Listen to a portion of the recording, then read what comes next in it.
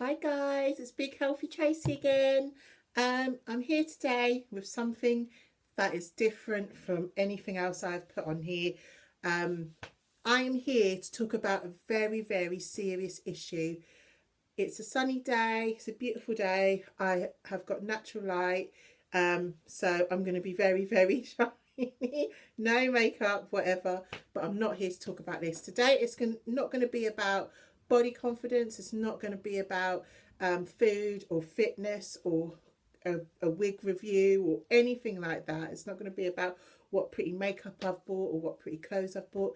Nothing like that. Today is an extremely serious issue. So serious, it's seriously awkward.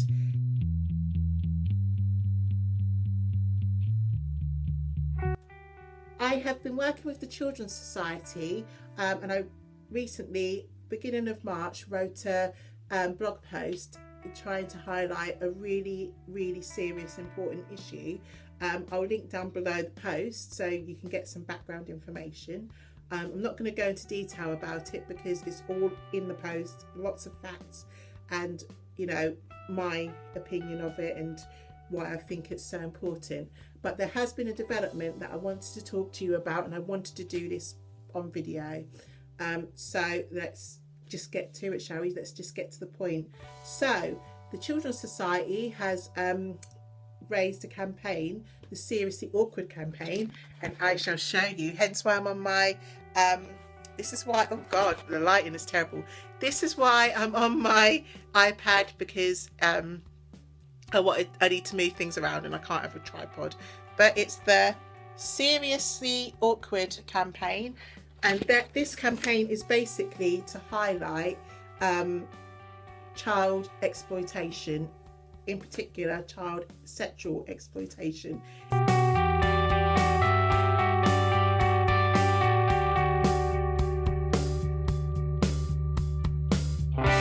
It's a very taboo subject. It's a subject that we don't feel comfortable talking about, especially us in the UK. We don't feel comfortable talking about this sort of thing. With, very reserved, but it needs to be highlighted. If people don't talk about this, it will never be highlighted, and young people will be suffering just infinitely, and it's not on. It's just not on, and it upsets me. There's kids out there that are being, I call them kids, but in particular older teenagers, 16, 17 years old up to 18, that are suffering at the hands of people who haven't got the best intentions for them. It's really upsetting, actually. If you guys don't know, I'm actually a support worker, and I work with people of all ages, actually, from 16 up to whenever. But for a couple of years, I worked with young people in a young person's supported accommodation.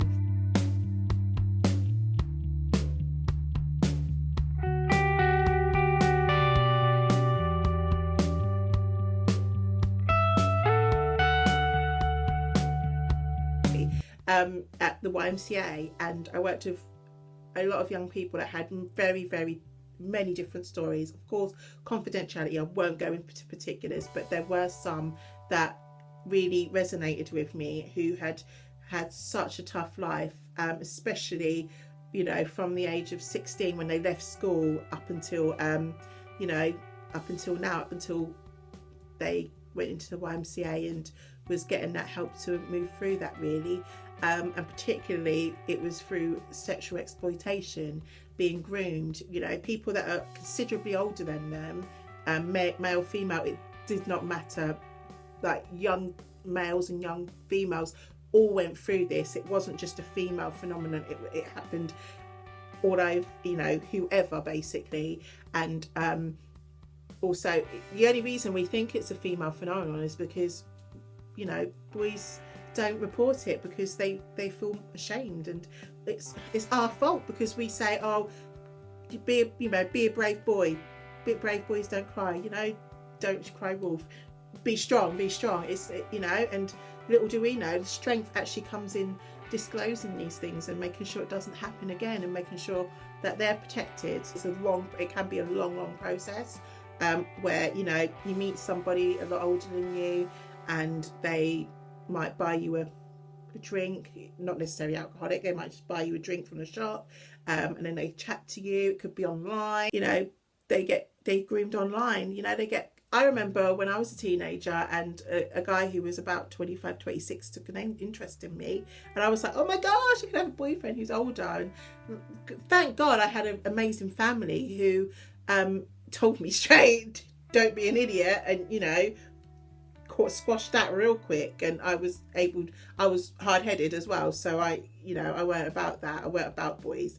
But you know, there's a lot of girls out there, a lot of boys, a lot of vulnerable young men and women who think, you know, they're looking for something and looking for a hole. It could be for anything. I can't even speculate because I can't imagine you know, what they must be going through. But they see some kindness from someone and they think that's friendship, and then, you know, think that it's blossoming into a relationship. But little do they know, this person was basically, you know, leering on a vulnerable person, and they knew what they wanted from the beginning. So they would shower them with gifts, take them on dates, you know, treat them like kings and queens, only to then treat them terribly and, you know, sexually abuse them once they feel safe enough to do that. And the problem is, and this is why I'm doing this video, the problem with this is, after the age, we all know the age of consent is 16.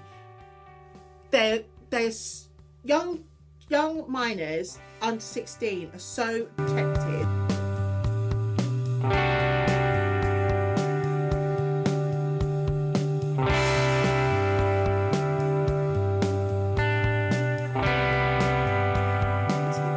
They've got children, young people services in the UK. They've got laws against this that protect them like that. You know, if you caught and you're convicted as a Schedule 1 offender, that's it. You're on a register. You know, that's it basically. You've ruined your life. But it's not that simple when you hit 16, and, you know, you're also protected more when you're an adult, over 18. You're an adult. You know, that these people, these young people who between 16 and 18 are completely slipping through the net, and they, you know, they're not reporting the crimes against them. Then this shouldn't be happening to them. It shouldn't be happening to them. And we need to put pressure on our government to make sure that these young people are protected, because, I mean, I remember it's such a daunting time at the age of 16. You've just left school. You might not necessarily want to go on further with education. You don't know what to do with your life. You're still a kid. I say that now as a grown woman. You think you're grown, but you're still actually a kid. You're still, you know, and you should be able to be a kid. You should be able to do stupid things.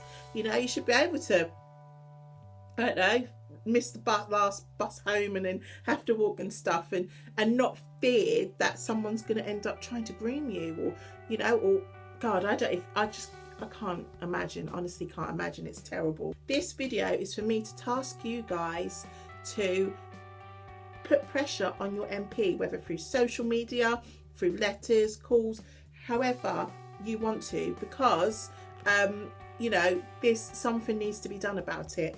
And in fact, on the 13th of April, the Children's Society has set up an event where this can be brought to attention. This is going to go to Parliament, and this is the prime opportunity for your local MP to go and listen and debate with these people. And they're going to have project workers there, young people themselves there as well, to try and highlight this issue.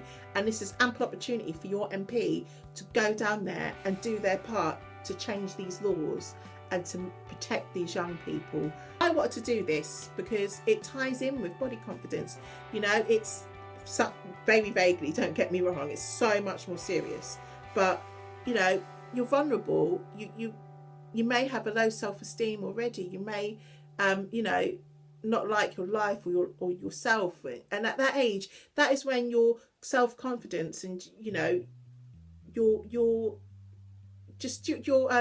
own view of self is so fragile. It can go either way. You're so unsure about everything. You're still going through puberty. Things are still changing, or everything about your life is basically changing, because everything that you've known for the last, what, 11, 12 years, which is school, home, whatever, is completely just, and you know, again, you're sexually mature by, you know, around that age, and a lot of young people are sexually active. I personally wasn't, because it scared the hell out of me, to be fair.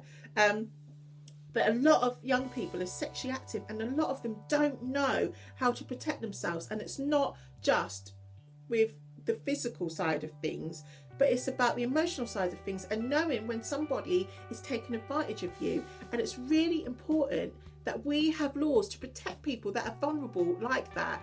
And working with vulnerable people on a daily basis, it saddens me to see that they're not being protected. They end up, I see them when they've become a grown adult, my age or even older, and they're still having to deal with what had happened to them, and they're still struggling, and that's just not on.